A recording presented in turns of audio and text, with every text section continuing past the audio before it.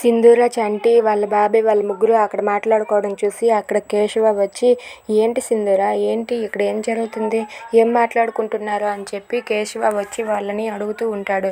అది విని చంటి అయితే అయ్యగారికి ఎలాగైనా నిజం చెప్పేయాలని చెప్పి, అయ్యగారు అసలు ఏం జరిగిందంటే అని చెప్పి చంటి చెప్పబోతూ ఉంటే, ఇంతలో వాళ్ళ బాబాయ్ అయితే, రే నువ్వు ఆగరా, నీకేమీ తెలియదు, అది కాదు అయ్యగారు ఏం జరగలేదు అని చెప్పి అక్కడ ఉన్న వాళ్ళ బాబాయ్ అనేస్తూ ఉంటాడు. అది విని సింధూర అయితే, అదేం లేదు మామయ్య, నిన్న రచ్చబండ దగ్గర జరిగిన పంచాయతీ గురించే ఆలోచిస్తూ ఉన్నాము అని చెప్పి అంటూ ఉంటుంది.